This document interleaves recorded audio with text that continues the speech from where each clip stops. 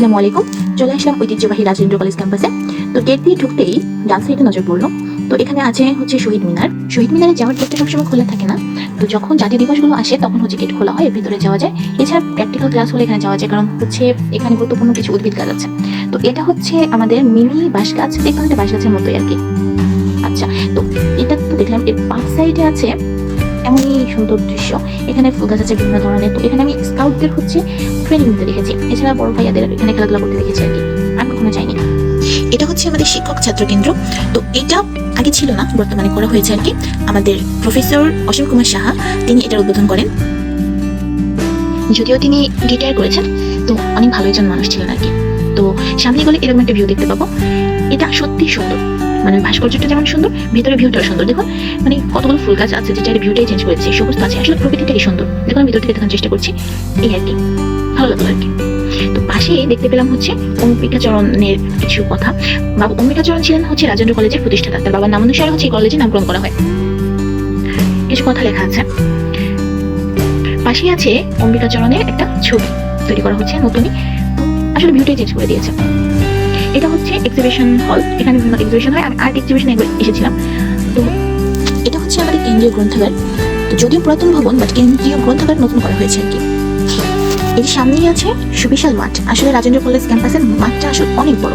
এখানে বিভিন্ন ধরনের খেলাধুলা অনুষ্ঠিত হয়, অন্যান্য স্কুলের খেলাধুলা হয় এখানে। তারপরে হচ্ছে আর প্রতিনিয়ত স্টুডেন্টরা তো খেলাধুলা করেই, বড় বড় সিনিয়ররা, খেলাপ্রেমী মানুষরা। বিকালবেলা ভিউটা তো আরো সুন্দর। ফ্যামিলি নিয়ে অনেকেই ঘুরতে চলে আসে। যাই হোক, কেন্দ্রীয় গ্রন্থাগারের উপরে চলে গিয়েছিলাম। মানে আমার বোন ছিল সাথে, ও বলে উপরে যাবে। তো এই কারণে যাওয়ার সময় ভিডিও করা হয়নি। উপরে গিয়ে একটু ভিউটা দেখানোর চেষ্টা করলাম মাঠে। দেখুন সুন্দর লাগছে কিন্তু। তো এখন কি করবো, নিচে যাবো। তো দেখানোর চেষ্টা করলাম যে অতীতকালের বিল্ডিংগুলো কতটা সুন্দর হয়। দেখুন না কতটা ডেডিকেশন আছে এর মধ্যে, মানে এত সুন্দর করে কারুকার্য আছে বলার মতো না, দেখলেই ভালো লাগে। তো পাশেই নজর পড়লো হচ্ছে নফেল কর্নারে। আমি এটা আগে দেখিনি, মানে মাত্রই দেখলাম আর কি। সুন্দর। এখানে তার বিভিন্ন অর্জন, তারপর তার ফ্যামিলি মেম্বার্স প্লাস হচ্ছে তার বিভিন্ন ছবি এখানে দেওয়া আছে। এখানে তার সম্পর্কে আইডেন্টিটিও লেখা আছে, আপনার কোন আসলে দেখতে পারবেন। এরপর কিছুটা দূরে এগিয়েই হচ্ছে আমাদের ক্যাম্পাসের ভিতর অলরেডি প্রবেশ করলাম। তো এখানে যে সুন্দর করে যে কারুকার্যটা করা হয়েছে, বঙ্গবন্ধুর ছবি সহ আশেপাশে যে দুইটা ফলক তৈরি করা হয়েছে, এটা আরো সুন্দর, মানে ভিউটা চেঞ্জ করে দিয়েছে। ওটা প্রশাসনিক ভবন আর এটা পদার্থবিজ্ঞান ল্যাব। এখানে আইসিটি ল্যাবও আছে।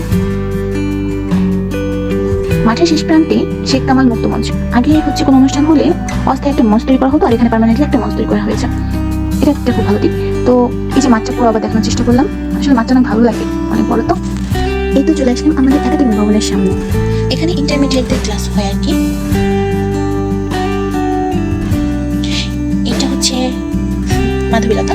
এটা হচ্ছে একাডেমিক ভবন সংলগ্ন, ওর সাথে মিশে আছে দুইটা মাধবীলতা গাছ আছে। এরই পরে হচ্ছে বঙ্গবন্ধু মুক্তিযুদ্ধ কর্নার নামক একটা স্মৃতিফলক আছে। শিক্ষা অধিদপ্তরের মহাপরিচালক নিহাল আহমেদ স্যারের উদ্যোগে হচ্ছে এটা করা। অসমাপ্ত আত্মজীবনীর উপর ভিত্তি করে একটা পরীক্ষা হয়েছিল। আমি আসলে পার্টিসিপেট করেছিলাম, কিন্তু 10 জনের উপর থাকতে পারিনি। 10 জনকে খুব ভালো একটা পুরস্কার দেওয়া হয়েছিল। ওই যে বলেছিলাম দুইটা মাধবীলতা, এছাড়া একটা গাছ মাধবীলতা গাছ।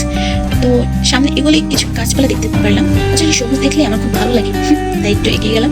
এই যে হলুদ ফুলগুলো এত সুন্দর লাগছিল তখন, আমি ক্যামেরায় ভালোভাবে দেখাতে পারছি না, কিন্তু নামগুলো আমি জানি না আসলে। ওই যে পাশে আরো আছে, হাওয়ায় দুলছে। সবুজে ভরা আসলে রাজেন্দ্র কলেজ ক্যাম্পাসটা।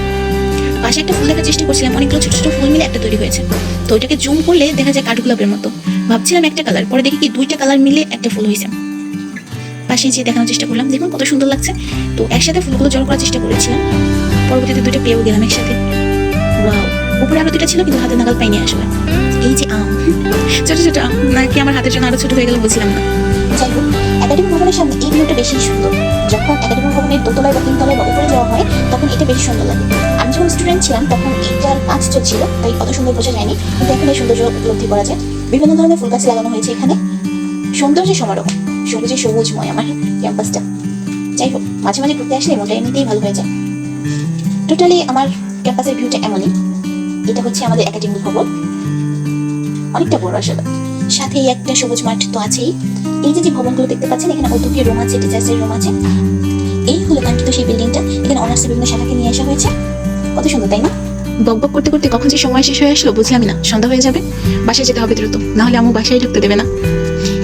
মাঠটা দেখলাম, বড় মাঠটা। ওর অপোজিট সাইড দিয়ে হচ্ছে একটা রাস্তা গেছে, ওখানে হচ্ছে বেরোনোর জন্য একটা গেট আছে। ওই গেট দিয়েও যেতে পারতাম, বাট এই গেট দিয়ে বের হলাম সবটা দেখানোর জন্য। যাই হোক, সবাই ভালো থাকেন, সুস্থ থাকেন। আল্লাহ হাফেজ, বাই বাই।